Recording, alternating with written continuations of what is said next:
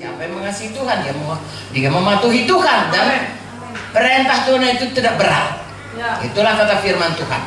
Jadi kita mulai mengasihi Tuhan dengan mematuhi semua apa yang diperintahkannya. Haleluya. Dan kita juga mulai mengasihi sesama kita. Karena Tuhan menaruh di dalam hati kita rohnya, dan bersama dengan rohnya, Roma 5 ayat 5 berkata, Tuhan menaruh juga kasihnya dalam hati kita. Jadi sesudah kita lahir baru, kita mampu mampu berubah, sehingga hidup kita ini hari makin hari bekerja Tuhan dalam kita. Sepanjang kita mematuhi firman Tuhan. Kalau dulu saudaraku, mula-mula saya selamat, saya membaca firman Tuhan ini, saya heran. Karena sebelum saya selamat, saya berpikir begitu banyak persoalan dunia ini yang tidak ada jalan keluarnya. Ya, apakah sebenarnya maksudnya? Tapi sesudah saya selamat, saya baca firman Tuhan ini, saya tahu bahwasanya Tuhanlah jawaban dalam hidup ini. Persoalan apapun sebenarnya dalam hidup kita, Tuhan memberikan jalan keluar. Karena untuk itulah Tuhan memberikan firman-Nya, supaya kita mengerti bagaimana berjalan dalam hidup ini. Sehingga kita lihat saudaraku, ya gampang saja.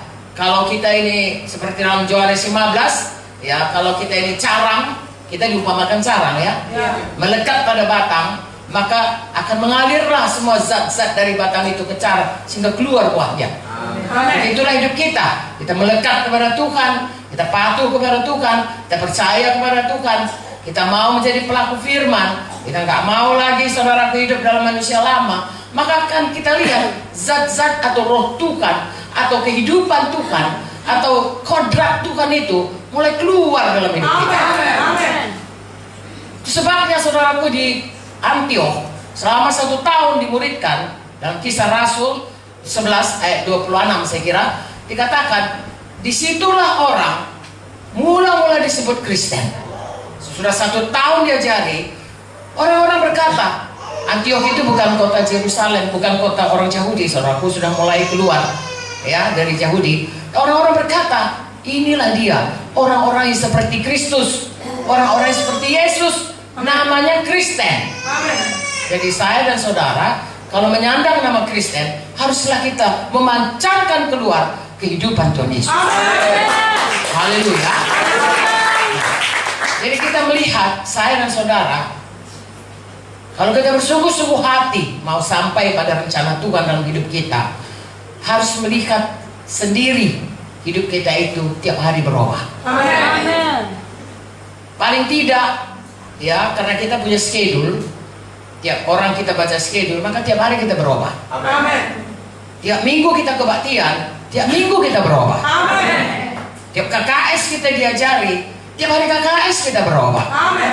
Jadi kita akan melihat hidup kita itu yang tadinya saudaraku sangat-sangat duniawi berubah menjadi rohani. Sangat-sangat egois mulai mengasihi orang lain. Yang sangat mengandalkan diri sendiri mulai bergantung kepada Tuhan. Begitulah hidup kita itu, sehingga kita bisa menjadi garam, bisa menjadi terang dalam dunia ini. Haleluya. Karena Tuhan saudaraku sekarang sudah di sorga.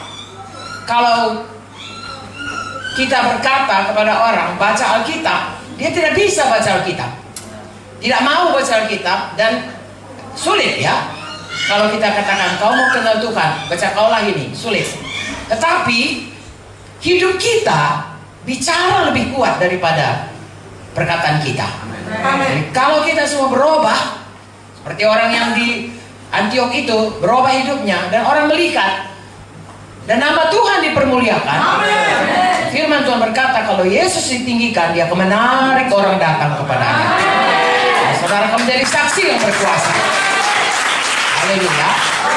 Nah, itulah yang pertama. Tentunya ini dipelajari. Ini saya ngomong ini kira-kira 15 menit begitu ya.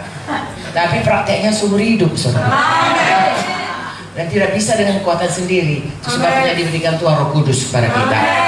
Ya, Roh Kudus memampukan kita untuk mematikan semua. Roma 8 ayat 13 berkata, ya, dengan Roh itu kita mematikan semua kehendak daging kita, ya, sehingga kita bisa dipimpin oleh Roh Kudus dan mengeluarkan buah Roh Kudus.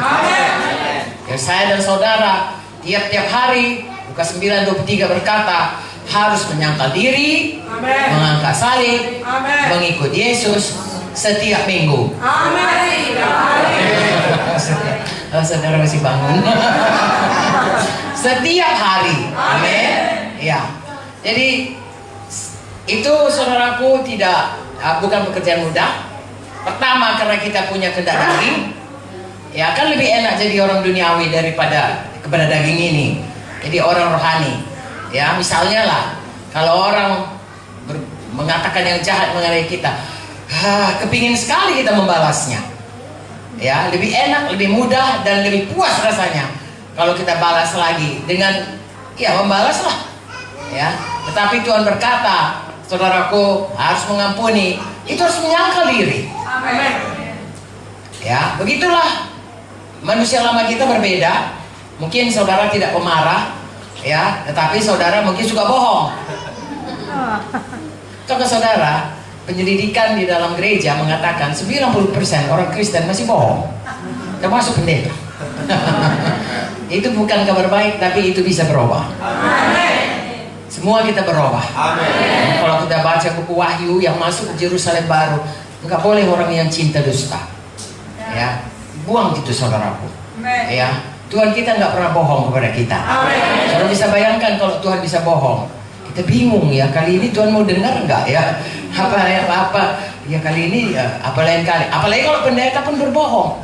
Orang berpikir khotbahnya yang itu kali ini bohong apa enggak ya? Iya kan?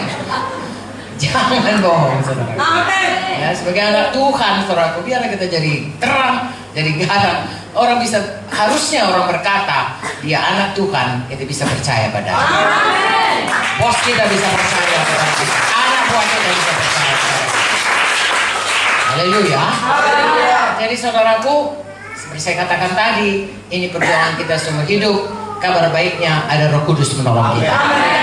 Kabar baiknya yang paling baik, kalaupun kita berdosa, kita bertobat, kita minta ampun darah Yesus menyucikan semua. Kita maju terus kepada hidup yang lebih kudus, berjalan dalam kebenaran.